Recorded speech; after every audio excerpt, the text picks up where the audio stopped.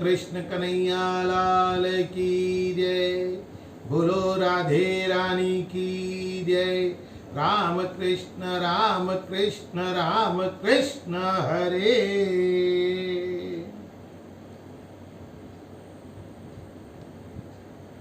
आज ध्रुव चरित्र की कथा है।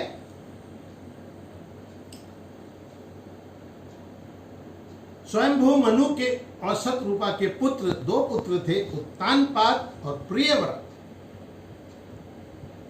उत्तानपाद महाराज के दो पत्नियां थी, एक सुनीति, उनके पुत्र ध्रुव थे, और दूसरी पत्नी सुरुचि थी, उनके पुत्र उत्तम थे। सुरुचि मतलब सुनीति, जो नीति से चले, उसका पुत्र ध्रुव, और जो सुरुचि उत्तम कपड़ों में, उत्तम वस्त्र में, राज्य में जिसकी उत्तम सुरुचि हो, वो उत्तम सुरुचि। बालक ध्रुव 5 वर्ष के थे। महाराज उत्तानपाद सुरुचि से बहुत प्यार करते थे। उनकी सुरुचि थी उत्तम में, सुनीति में नहीं थी, उत्तम में थी, सुरुचि में थी। एक दिन बालक ध्रुव अपने पिता की गोद, उत्तम बैठा हुआ था, महारानी वहां सुरुचि भी बैठी हुई थी, और बालक ध्रुव अपने पिताजी की गोद में जाके बैठने के लिए जैसे ही बैठे तो सुरुचि ने उनको हटा दिया। बोले, तेरे लिए ये गोद नहीं है, अगर तुझे इस गोद में बैठना है तो पहले भगवान का स्मरण कर और उनसे प्रार्थना कर कि मेरी कोख से तू जन्म लेगा, तब जाकर मेरी गोद में तू इस गोद में बैठ सकेगा। भगवान पुरुषोत्तम का तू भजन कर और उनसे प्रार्थना कर कि तुझे मेरी गोद मिले तो तू सिंहासन पर बैठ सकेगा, अपने पिता की गोद में। बालक ध्रुव को बड़ा दुख हुआ, बड़ा दुख हुआ। वो रोते रोते अपनी माँ के पास आए। उनकी माँ ने कहा, बेटा, तेरे पिताजी तो सिर्फ सुरुचि को ही प्यार करते हैं और उत्तम को, तू ईश्वर से ही प्रार्थना कर, उनमें ही चित्त मन लगा। बालक ध्रुव रोते रोते बाहर निकल गए वन में। सोचने लगे कि क्या करूं, मुझे भी सिंहासन चाहिए, मुझे पद चाहिए। तो रोते रोते निकल गए। उतने में वहां पे नारद जी पहुंच गए रास्ते में। नारद जी ने कहा, हे ध्रुव, तुम तो अभी नन्हे मुन्ने बालक हो, अभी तो तुम्हारे खेलने के दिन है। बोले, नहीं, मुझे तो वो पद चाहिए जो मेरे पूर्वजों को भी नहीं मिला, जो लोक, मैं उस लोक की कामना करता हूं, तो मुझे तो ईश्वर की प्रार्थना कर। नारद जी बहुत समझाया कि तू अभी छोटा बालक है, हटी मत, लेकिन ध्रुव ने हट कर ली कि नहीं, मुझे तो प्रभु की शरण में जाना ही है। नारद जी समझ गए, प्रसन्न हो गए। उन्होंने कहा, तू सच्चिदानंद स्वरूप में अपना चित्त लगा और उनसे ही मांग, उनसे ही कामना कर, तुझे तभी ही सब कुछ मिलेगा। उन्होंने कहा कि एक मानसिक पूजा होती है, मानसिक। उन्होंने कहा कि यमुना के तट पर मधुवन में जाकर वहां पे तू तपस्या कर और भगवान का चिंतन कर, और अगर जो भी मिले उससे भगवान की पूजा अर्चना कर, उनमें मन लगा। एक मानसिक पूजा होती है। नारद जी ने एक मानसिक बताई है पूजा, कि जब आपके पास कुछ भी ना हो तो मन से कि मैं अभी पुष्प चढ़ा रहा हूं, अभी फल चढ़ा रहा हूं, अभी दीपक जला रहा हूं, अब भगवान की आरती कर रहा हूं, भगवान को स्नान करा रहा हूं, इस तरह सभी मानसिक पूजा करनी चाहिए, उसका भी बहुत बड़ा फल है। ध्रुव ने 6 महीने तक कठिन तपस्या करी है। बहुत कठिन तपस्या करने से भगवान प्रसन्न हो गए। भगवान ने अपने दर्शन दिए। भगवान के दर्शन देते ही ध्रुव उनके चरणों में लौट गए। उनको साष्टांग प्रणाम करने लगे। और उनको ऐसा लग रहा था ध्रुव को कि जैसे एक माँ और बेटा है ना, गले लगते हैं, चिपट जाते हैं, गालों को चूमने लगते हैं, मैं भी प्रभु के साथ ऐसा करूं। लेकिन उन्होंने साष्टांग प्रणाम किया, वो प्रभु थे, वो कैसे करते ध्रुव को मन में आया। लेकिन फिर वो भगवान की स्तुति करने लगे। लेकिन भगवान समझ गए तो बालक है, नन्हा बालक है, ये स्तुति नहीं कर पाएगा। तो भगवान ने उनके गाल से अपना शंख छू दिया। जैसे ही शंख को भगवान ने उनके गालों से छुआ, उनको तो वेदवाणी उनकी निकलने लगी ध्रुव की। क्या? उन्होंने 12 श्लोकों में भगवान की स्तुति की है। कैसे? यो अंत प्रविश्य मम वाचमिमां प्रसुत्तां संजीवयत्यखिल शक्तिधर स्वधामनाम् अन्यस्त हस्त चरण श्रवणत्वगादीन प्राणान् नमो भगवते पुरुषाय तोभ्याम। कि हे प्रभु, आप सर्वशक्तिमान हो, आप मेरे अंतःकरण में प्रवेश करके अपने तेज द्वारा मेरी सोई वाणी को सजीव कर दें और मेरे कान, आंख, दांत, मुंह, त्वचा, इंद्रिय, प्राणों में भी चेतना दे दे। हे अंतर्यामी भगवान, मैं आपको प्रणाम करता हूं। इस तरह 12 श्लोकों में उन्होंने स्तुतियां किए। हे प्रभु, आपके चरण कमलों का ध्यान करूं मैं। जो आपके भक्तों के चरित्र को श्रवण करता है, सुनने से प्राणियों को जो आनंद मिलता है, वो निज आनंद स्वरूप ब्रह्म में भी नहीं मिलता। प्रभु, आप मुझे भक्तों का संग दीजिए हे प्रभु, जिससे कि मुझे उनके साथ आपके गुणों का, आपकी लीलाओं का सुधा पान करूं और मैं अपने अनेक दुखों से मुक्त होकर संसार सागर को पार करके उस पार पहुंच जाऊं।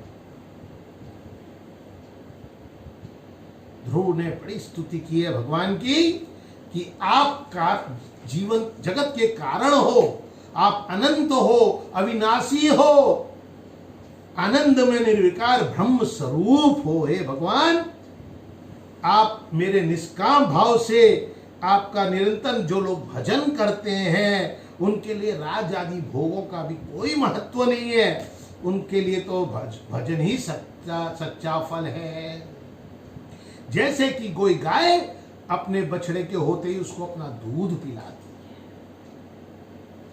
वो दूध पिलाते हुए कोई भी जानवर हो, कोई भी हो, उससे अपने बच्चे को बचाती है। उसी तरह भगवान आप कृपा करके हम सभी सकाम जीवों को कामनाओं को पूर्ण करके संसार भय से हमारा कल्याण करें, हमारी रक्षा करें।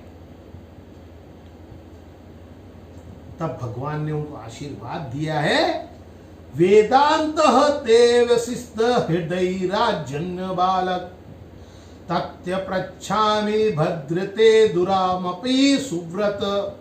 भगवान ने कहा, हे राजकुमार, मैं तुम्हारे हृदय के संकल्प को जानता हूं कि जो पद तुम पाना चाहते हो बड़ा कठिन है, बड़ा दुर्लभ है, लेकिन फिर भी मैं वह तुम्हें देता हूं, तुम्हारा कल्याण हो। तारा, नक्षत्र, सूर्य, चंद्र, सप्त ऋषि जिसकी प्रदक्षिणा करते हैं, वह ध्रुव लोक में तुमको प्रदान करता हूं। भगवान ने ध्रुव लोक उनको प्रदान कर दिया है। अब नारद जी उत्तनपाद के पास पहुंच गए कि तुम्हारे पुत्र को तो भगवान में भक्ति में लग गया है। राजा बड़े व्याकुल थे उत्तानपाद कि मेरा बेटा तो 5 साल का चला गया, अरे हाय मैंने बड़ा पाप किया है। बड़े व्याकुल रहते थे। लेकिन नारद जी ने उनको जब सारी चीजें बताई तो बड़े प्रसन्न हो गए हैं। तो जा पर कृपा राम की होई, ता पर कृपा करें सब कोई। तो प्रभु की कृपा हो चुकी थी, तो महाराज उत्तानपाद सबको लेकर ध्रुव का सत्कार करने के लिए आ गए। ध्रुव को देख के उन्होंने बड़ा लाड़ किया है, उनकी माता ने बड़ा लाड़ किया है। और फिर उन्होंने अपनी गोद में भी बैठाया उनको। बड़े होने के बाद उत्तानपाद ने ध्रुव को अपना राज्य दे दिया। जो उनका पुत्र, उनका भाई था उत्तम, एक बार यक्षों का उत्तानपाद ने जब उसको रात दे दिया तो उनका भाई जो उत्तम था यक्षों से लड़ते हुए मर गया। जब महाराज ध्रुव को यह पता चला कि मेरे भाइयों को यक्षों ने मार डाला है तो उनको बड़ा क्रोध आ गया, बड़ा क्रोध आया है। वो उनके लिए चल दिए हैं और उन्होंने यक्षों का प्रहार करना चालू कर दिया, ब्रह्मनारायण अस्त्र निकाल दिया है। तब उनके दादाजी मनु महाराज आए, उनको समझाया है, अरे हे पुत्र, तुम क्रोध को शांत करो, क्रोध से तो सारे पुण्य भस्म हो जाते हैं और तुम तो भगवान के भगत हो। अगर तुम अब क्रोध करोगे, जैसे औषधि देने से मनुष्य का रोग दूर हो जाता है, मेरे वैसे ही वचन सुनकर तुम भी अपने क्रोध को शांत कर लो। ध्रुव जी शांत हो गए, उनको समझ में आ गया। तो उसी टाइम कुबेर जी आ गए। कुबेर जी ने उनको समझाया है कि तुमने अपने दादा की बात मान ली, मैं बड़ा प्रसन्न हूँ, लेकिन एक बात समझ लो, ना तो तुम्हारे भाई को यक्षों ने मारा है, ना तुम्हारे भाइयों तुमने यक्षों को मारा है। ये तो काल है, ये काल की गति है, ये काल की गति की वजह से ये सब हुआ है। ध्रुव को समझ में आ गया, उन्होंने प्रार्थना की है। तो उन्होंने कहा है कि मुझे बस निरंतर भगवान के चरणों की भक्ति मिलती है, निरंतर भक्ति चाहिए मुझे और कुछ नहीं चाहिए प्रभु। कुबेर जी ने भी उनको आशीर्वाद दे दिया।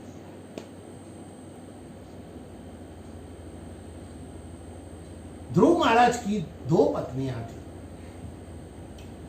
एक प्रजापति शिशुमार की पुत्री भ्रमी थी, उससे कल्प और वत्सर नाम के 2 पुत्र हुए, और दूसरी वायु की लड़की इला थी, उससे उल्क और एक कन्या उत्पन्न हुई है। उत्कल और एक कन्या उत्पन्न हुई है।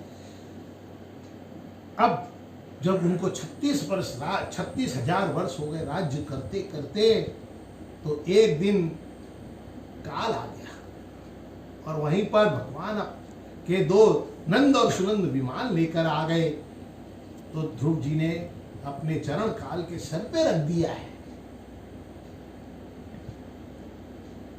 और उसी समय भगवान के विमान आ गए। पार्षद दोनों नंद और सुनंद उनके लिए पार्षद लेके आ गए हैं विमान ले जाने के लिए, और वो भगवान के लोक में ले जाते हुए पार्षद भी उनकी स्तुति कर रहे हैं कि जो सारे तारागण, नक्षत्र, शुक्र, सप्त ऋषि जो ज्योतिष चक्र में भ्रमण करते हैं, उससे भी ऊपर का लोक आपको विष्णु लोक मिल गया है। इस तरह ध्रुव महाराज को विष्णु लोक प्राप्त हुआ है। जो ध्रुव महाराज के इस कथा को सुनता है, जो उनके 12 श्लोकों की स्तुति जो भगवान की उन्होंने की है, उसको अगर करेगा तो उसको यश, कीर्ति, विद्या, महत्व, पद सब कुछ मिल जाएगा। जिसको विद्या नहीं आती हो उसको विद्या मिल जाएगी, जिसको महत्व नहीं मिलता हो उसको महत्व मिल जाएगा। इसीलिए कहते हैं कि भक्ति करो, भक्ति में भाव होना चाहिए, वो भी प्रेम भरा भाव, समर्पण की भावना। और जब समर्पण आता है, भाव आता है, प्रेम आता है, तो हमको उसमें आनंद आता है। इसीलिए सभी को जैसी महाराज ध्रुव ने भक्ति करी है, वैसे भगवान की भक्ति करें और जो चाहिए, जो मन चाहे या फल चाहिए, अगर भगवान की भक्ति करोगे तो यश, कीर्ति सब कुछ मिलेगा। लेकिन भगवान से मांगो मत, सब मिल जाएगा अपने आप। बोलो श्रीमन्नारायण भगवान की जय।